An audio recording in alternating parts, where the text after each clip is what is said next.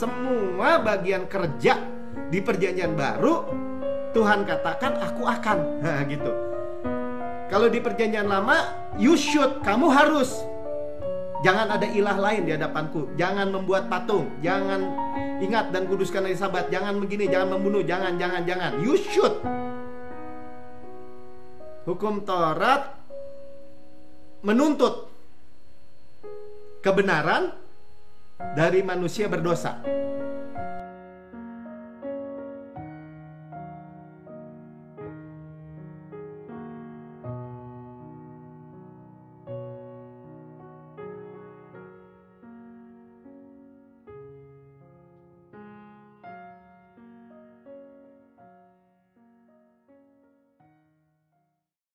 Ya, shalom semua.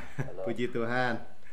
Ya, kita terus dalam mempelajari atau perjalanan dari buku Unmerited Favor, ya, kemurahan yang tidak layak kita terima.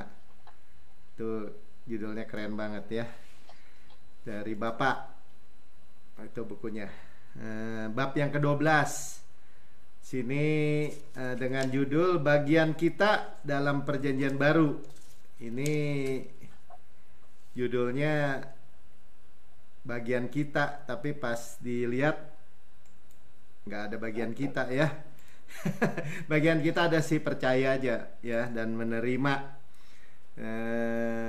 Ya, utamanya kita menerima. Ya, percaya. Ya, kalau beritanya nggak dipercaya, ya bagaimana bisa diterima ya. Dan kalau kita percaya kebenaran iman. Ya, kebenaran iman. Karena itu kita berkata ya seperti itu. Oke lah, kan di dalam perjanjian. Nah, perjanjian itu bicara ikatan perjanjian. Ya, suatu ikatan perjanjian atau covenant. Ya, atau kontrak atau akad. Ya, biasanya minimal misal ada dua pihak dan ada hak dan kewajiban, ada term and condition gitu ya, persyaratan dan syarat-syarat dan kondisi ya, syarat dan ketentuan berlaku. Nah, kita mulai saja dengan apa yang kita sudah tahu bahwa sebentar. Ya, tadi ada wifi-nya ya. Jadi dua pihak antara Allah dengan manusia, yaitu pihak dari ikatan perjanjian ya, yang kita sedang bicarakan. Kenapa Allah dengan manusia? Ya, manusia kita tahu jatuh dalam dosa dan mau diperdamaikan kan ya, tapi manusia nggak bisa mencapai standarnya Allah ya, sehingga kita tahu bahwa Tuhan kirim Yesus menjadi manusia ya, mengaruniakan Yesus sebagai manusia. Jadi kembali lagi Allah dengan manusia diperdamaikan melalui korban. Ya, jadi manusianya Yesus, korbannya Yesus juga. Ya, jadi itu yang kita bicarakan ini benar-benar backbone ya, struktur atau tulang belakang dari manusia. Kalau enggak ambruk ini. Ya, walaupun judulnya bagian kita, tetap ternyata bagian kita itu Allah semua yang ngerjain. Ya, kita nggak perlu takut Allah semua yang kerjain ya, yang mengerjakan. Karena ini dasar yang paling, atau bukan dasar ya, struktur kalau menurut saya sipil ya, struktur rangka. Kalau itunya nggak tahan dengan bebannya ya hancur. Ya, jadi kita harus tangkap benar-benar dengan roh kita bahwa Allah semua yang kerjain. Ya, Allah semua yang kerjain, bahkan Allah menjadi manusia. Dua pihak, Allah Bapa dengan manusia Yesus. Dan semua pekerjaannya, do-nya atau works-nya apa tuh? Mengerjakannya dari Allah semua, ya, segala sesuatu dari Allah, oleh Allah, dan untuk kemuliaan Dia melalui kita di dalam Yesus. Nah, jadi kalau diberi judul, bukan bagian kita dalam perjanjian baru ya, tetapi aku akan, ya, aku akan tuh, di dalam perjanjian baru kita akan dengar terus banyak tentang aku akan, ya, dan mereview ke bab 11, karena aku akan pekerjaannya dari semuanya 100% Tuhan sendiri, ya. Nanti kita juga lihat ada legal standing yang kuat, ya, legal standing yang solid, yang kokoh, sehingga kalau kita jadikan tulang punggung atau struktur iman kita berdirinya di atas ini, nggak mungkin salah gitu ya, nggak mungkin salah, karena penting sekali. Tapi kalau nggak bisa tangkap dengan roh kita masalah bab 12 ini, rubuh lagi. Karena kalau kita dengar bab 11, Tuhan tuh menolak keras percampuran, ya, menolak keras, ya, bukan menolak baik-baik, menolak keras. Dengan diperkenalkan kutuk ganda, ya, Paulus lewat Roh Kudus, lewat Paulus di Galatia tuh, terkutuklah, nah gitu, udah bicara begitu. Oh, kamu penghasut, memutarbalikan Injil. Nah, kita udah dengar ya, bisa review lagi kalau yang dengar di YouTube, di bagian bab 11 ya, sebelumnya dengarkan lagi, bahkan ngomongannya tuh keras ya, kerasnya tuh kayak nggak bisa ditawar lagi ya, emang nggak bisa ditawar lagi. Bodoh kamu gitu, nah ada bodohnya gitu. Atau kenapa yang memberitakan itu nggak sekalian aja kebiri katanya gitu, mengebiri dirinya, nah gitu ya. Karena apa? Karena percampuran itu efektif mengembalikan perjanjian atau covenant, ikatan perjanjian yang baru ini efektif kembali lagi kepada yang lama. Nila setitik rusak susu sebelanga masalahnya. Atau menjahit kembali tabir bait Allah yang sudah terbelah. Akses langsung itu, kasih karunia ke ruang Maha Kudus dijahit lagi. Atau suruh Abraham kawinin lagi tuh Hagar misalnya gitu ya. Nah, itu hal-hal yang ditolak keras. Jadi nggak main-main. Ya, saya bukan kepaksa, nggak usah sorry sih, ya, mengatakan suatu yang tegas. Saya ikut aja lah ya sama Injil yang diberitakan Paulus.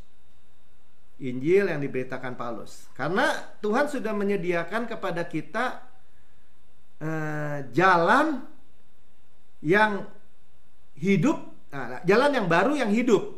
Nah, kita mulai dari situ ya, jalan yang baru dan hidup. Kalau yang perjanjian lama di bawah hukum Taurat, ikatan perjanjian lama, pelayanan kematian. Jadi bagi kita ini urusan hidup atau mati. Serius gitu, serius. Urusan hidup mati. Jadi nggak bisa gini, ya tawar, nggak bisa ya. Bukan kata saya, karena kita udah tahu kalau balik lagi kepada hukum Taurat, menghinakan karya Yesus, sudah gitu aja, menghinakan. Makanya kenapa kalau kita bilang kenapa Tuhan itu begitu keras juga menolak percampuran, karena Tuhan atau surga atau Tuhan tidak mencapai targetnya gitu, tujuannya untuk manusia kita. Target apa? Nah, target misalnya berkuasa dalam hidup, target memiliki atau mewarisi dunia. Nah, ada target Tuhan. Ya, bukan sekedar saudara dari masuk neraka ke surga, bukan hanya sekedar itu. Nah, kita mulai ya dari Ibrani 10 ayat 20. dikatakan karena Ia, Yesus ya, telah membuka jalan yang baru dan yang hidup bagi kita. Ya, jadi a new living way. Itu yang saya lihat ya. Nah, ini a new living way, ada jalan yang dibuka, yang baru dan hidup, bukan mati lagi, hidup ya. Sama-sama katakan hidup. Bagi kita melalui tabir yang dibelah itu, ya, tirai, yaitu dirinya sendiri, ya, sudah terbelah dua. Ya, jangan dijahit lagi, ya. Jadi karena hidup pasti aman, ya. Jadi yang memberitakan kasih karunia super abound atau tak terbatas ini, itu aman. Pertama, aman buat dirinya yang dia makan, dia minum, menjadi mata air yang keluar, dan aman bagi yang mendengar. Dan a new living way ini, jalan Yesus, jalan, kita tahu ya, jalan keselamatan dan hidup ya. A new living way ini, Yesus ini, itu bertolak belakang, dua kutub yang berbeda, ekstrim, dengan ikatan perjanjian yang lama. Nah, sekarang kita mau jelajahi nih, karena judulnya bagian kita apa dong di bagian perjanjian baru. Nah, kita jelajahi. Ini kalau orang tanya masalah kita atau masalah bagian kita, adakah atau peran kita, ya, jangan sampai salah langkah. Nah, itu poinnya gitu. Kenapa kita udah pernah dengar ya, iblis itu sebenarnya sederhana aja. Dia buat iman jadi sia-sia, janji jadi batal, Kristus nggak berefek. Fokusnya cuma satu, bagaimana nih orang Kristen mengharapkan kebenaran dia, bukan kebenaran iman atau kebenaran hadiah, bukan, tapi kebenaran melalui upaya diri. Simpel aja yang dia lakukan, dan efektif. Nah, bagi kita, kalau kita ikutin dia, salah langkah deh. Menepis berkat, menarik lagi kutuk gitu. Menepis berkat, jalan yang hidup, jalan baru yang hidup, perjanjian baru, ikatan perjanjian baru, Yesus, kepada jalan kematian. Nah, kita statement dulu. Jadi di dalam apa yang kita baca di dalam bab 12 ini, semua bagian kerja di perjanjian baru Tuhan katakan aku akan. Nah, gitu. Kalau di perjanjian lama, you should, kamu harus. Jangan ada ilah lain di hadapanku. Jangan membuat patung. Jangan ingat dan kuduskan hari Sabat. Jangan begini, jangan membunuh. Jangan. You should. Hukum Taurat menuntut kebenaran dari manusia berdosa. Ya. Perjanjian baru, ikatan perjanjian baru, kasih karunia, aku akan. Nah, itu ya. Ibrani 8 ayat 10. Maka inilah perjanjian ya, atau covenant yang kuadakan dengan kaum Israel sesudah waktu itu. Jadi sesudah apa? Ya, sesudah perjanjian yang lama, ada yang baru. Ya, demikian firman Tuhan, aku akan. Nah, itu, I will, aku akan. Ya, pertama, menaruh hukumku dalam akal budi mereka dan menulis dalam hati mereka. Jadi kalau dalam bahasa Inggris, aku akan menaruh hukumku, aku akan menulis dalam hati mereka. Nanti kita tanya nih. Di sini ada pertanyaan. Kalau gitu, apa hukumnya? Apa hukum di dalam perjanjian baru? Hukum itu kan ada tuntutannya, Pak. Nah, biasanya kan gitu juga. Tetap juga, aku akan. Nah, nanti kita lihat hukumnya ya. Itu legal standing, penting sekali. Jadi ketika kita berdiri di dalam struktur ini, di dalam rangka atau struktur atau tulang backbone gitu ya, struktur di sini, saudara dan saya mesti paham benar. Maksudnya gini, harus yakin benar gitu, berdiri teguh gitu. Karena akan banyak angin-angin pengajaran yang bikin goyang. Daging kita lebih cocok bukan dengan yang ini nih. Dengan yang perjanjian lama lebih cocoknya. Tapi kita nggak mau tahu, kita hidup manusia roh kita nih. Manusia roh yang memiliki jiwa yang tinggal di dalam kemah ini, tubuh ini. Nah, Tuhan taruh tuh. Jadi ketika kita rohnya diciptakan baru, Tuhan naruh di akal budi, berarti di jiwa ya, di hati, di roh kita tuh. Nah, aku akan menjadi Allah mereka dan mereka akan menjadi umatku. Wah, keren saudara. Kalau Tuhan nih bilang gini, Melki, aku akan menjadi Allahmu dan kamu menjadi umatku. Aman gak saya? Aman. 1.000.000% aman. saya umatnya Allah itu. Nah, kalau dilihat tuh di belakang background saya ya, ketika orang Israel bilang aku Allahmu, I am your God, udah mau diapain juga gak bisa tuh orang Israel. 11 ya, jadi teman, kita lagi mau bicara aku akan ya. Dan mereka tidak akan mengajar lagi sesama warganya atau sesama saudaranya dengan mengatakan kenalah Tuhan. Ya, nggak perlu diajar nih sebenarnya. Nah, ini secara intuitif atau secara naluri kita mengenal. Nuh, hebatnya tuh ciptaan baru tuh. Nanti lihat ya, dengar dulu, biarin ya. Kenalah Tuhan, sebab mereka semua besar dan kecil akan mengenal aku. Ya, saya catat nih, di dalam buku ini dikatakan mengenal itu eido. Ya, mengenal secara intuitif atau naluri.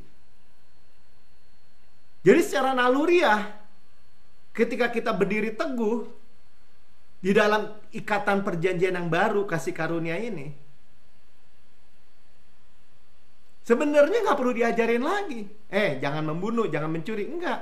Tapi Roh Kudus akan mengajarkan dari dalam keluar. Luar biasa ya, luar biasa banget ini perjanjian yang baru nih. Jadi bagian kita apa? Percaya nggak yang kayak gini gitu? Sebab aku akan, nah lagi ya, aku akan. Jadi aku akan. Semuanya aku. Nggak ada gini, kamu harus, nggak ada lagi. Aku akan. Jadi gimana? Tuhan, mana bagian saya nih? Aku akan menelas kasihan terhadap kesalahan mereka dan tidak lagi mengingat dosa-dosa mereka. Tidak lagi, ume ya, double negatif. I will remember your sin no more. Ume. Ini klausa utama, kita udah pernah dengar ya di bab yang awal-awal ya, klausa utama dan terakhir daripada perjanjian baru kasih karunia. Jadi kalau kita memiliki perjanjian, ikatan perjanjian, apa sih term intinya? Apa sih kalimat intinya? Ya ini, segala dosa dan kesalahan kamu I will remember no more, kata Tuhan. Kenapa? Ya karena udah ada korbannya, Yesus. Jadi ini nggak ada kabar yang lebih baik. Saya selalu bilang tidak ada kabar yang lebih baik daripada kabar segala dosa kita diampuni dan kita dibenarkan sepenuhnya. Ya, itu kan? Their sins and their iniquities I will remember no more. Tidak akan pernah mungkin. Jadi kalau sekali lagi, kalau backbone, kalau struktur tulang belakangnya ini kita miss, wah, dikejar-kejar dosa lagi deh kita. Hati nurani kita dituduh lagi, didakwa lagi, dan mengharapkan penghukuman. Tapi kalau kita berdiri teguh, Tuhan sudah lupa, tidak akan pernah mungkin ingat lagi dosa dan kesalahan kita. Dan Dia udah kerjaan semua, I will. Tegak kita. Tegak. Ya. Jadi sekali lagi kita mengenal Allah dengan intuitif ya. Terus. Nah, jadi hukum ya. Nah, sekarang kita bicara nih. Saya tadi bicara apa? Ini ada legal standingnya semua. Ya, jadi gini. Kita mau percaya yang kayak gini, ini ngeri loh. Ngeri. Kalau nggak bener, habis kita. Nah, kita mau dengar ya. Ada 4 hukum ya, ini penting sekali nih. Hukum yang kita mau dengar di dalam perjanjian baru kasih karunia. Hukum. Ya, yang pertama saya lihat sih hukum kasih aja. Ya, Roma 13 ayat 10. Kasih tidak berbuat jahat terhadap sesama manusia. Ya, Yesus sebagai sesama manusia dia tidak berbuat jahat, tentu saja ya. Karena kasih adalah kegenapan hukum Taurat. Karena Yesus adalah kegenapan hukum Taurat. Ya. Jadi lihat, tadi kita udah dengar ya bahwa Tuhan, kita nggak perlu diajar oleh siapapun karena Roh itu mengajar dari kita.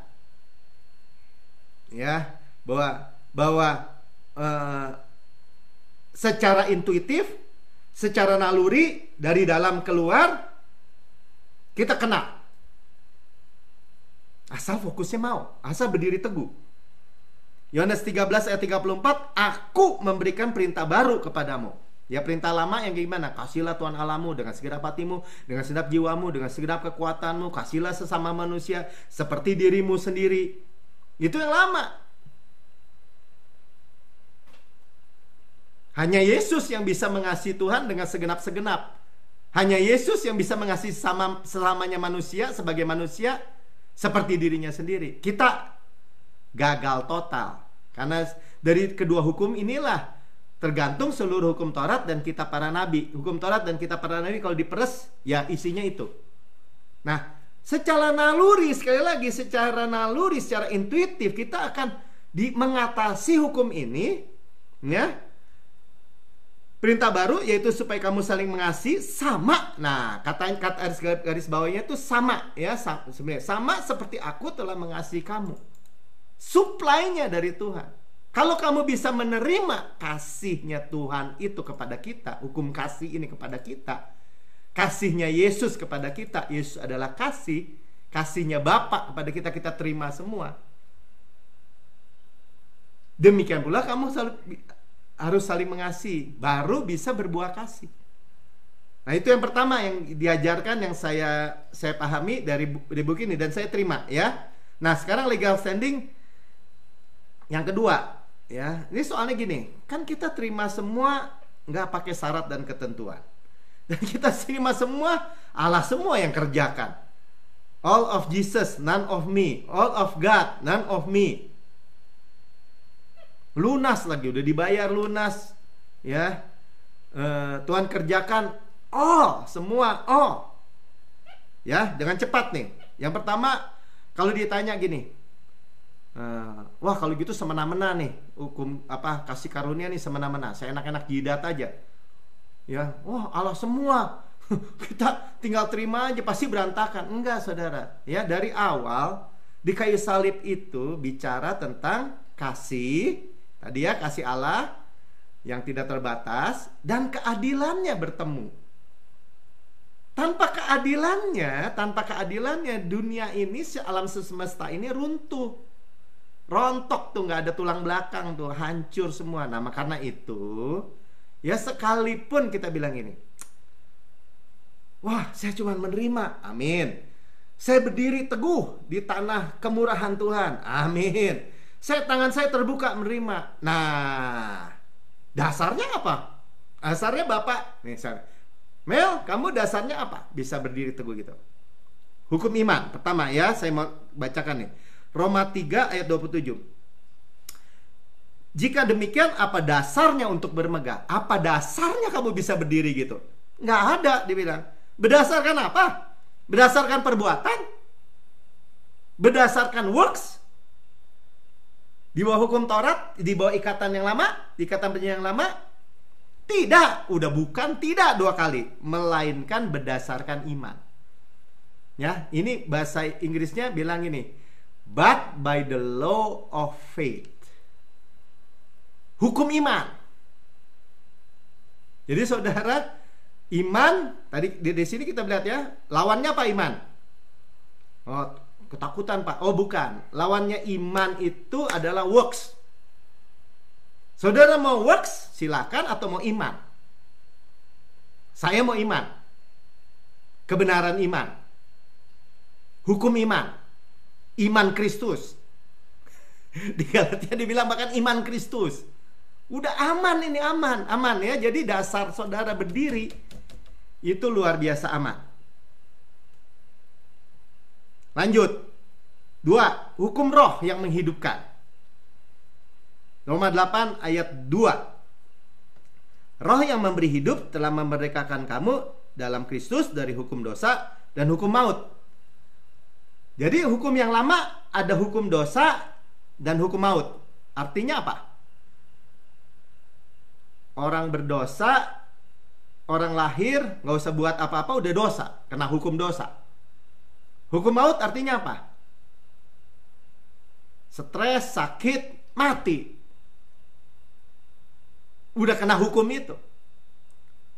Sedangkan kita hukum apa? Coba lihat bahasa King James-nya. For the law of spirit. Hukum roh. Hukum roh of life, Zoe. Saudara, ini sekali lagi urusan hidup atau mati. Berdiri di atas dasar hidup, hukum roh, atau mati. Tapi kalau hukum roh memerdekakan kita dari hukum kematian itu. Hukum dosa. Ya, jadi semua manusia itu setelah di bawah kutuk korosi hukum dosa. Saya selalu bilang gitu ya, korosi. Ya, ada yang sakit, kena wabah, bencana, kecelakaan. Kita dimerdekakan. Ya, kalau dikuduskan tuh dipisahkan bahkan dari itu. Kita ini dipisahkan dari hukum dosa dan hukum maut. Bisa lepas nggak dari hukum dosa, hukum maut? Nggak bisa kalau nggak di dalam Kristus. Makanya satu-satunya jalan hukum roh. Ya, lihat ya.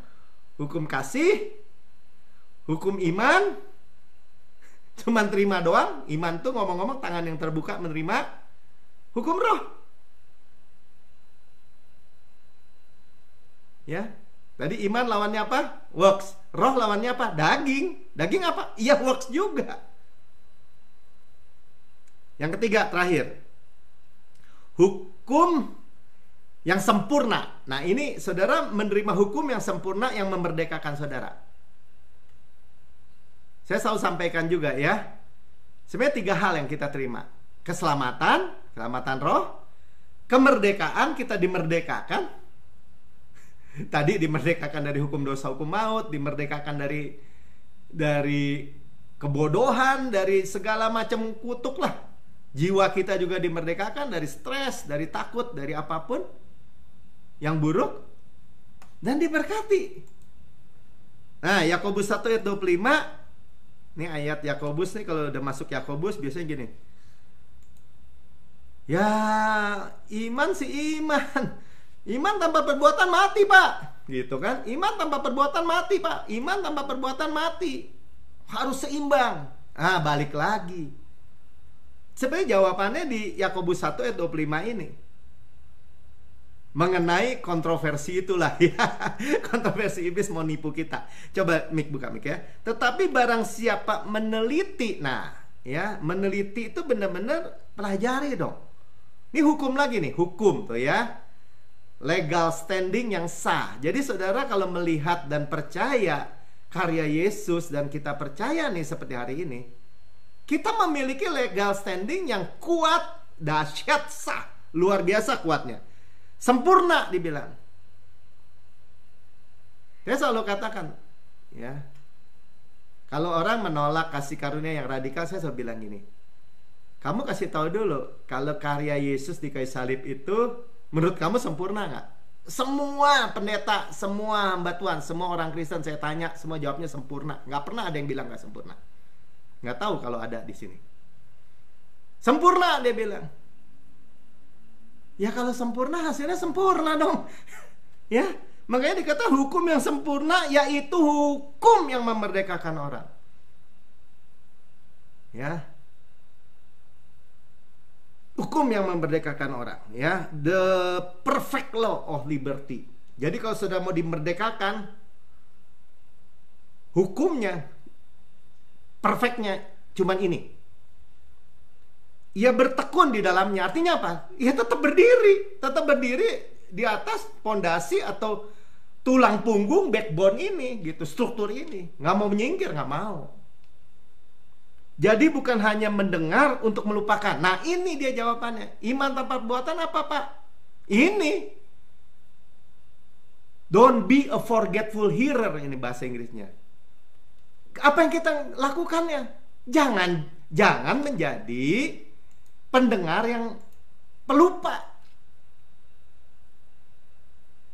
Tetapi sungguh-sungguh melakukannya. Jadi lakukan, coba bahasa Inggrisnya ya. He being not a forgetful hearer, but doer the work. Doer of the work.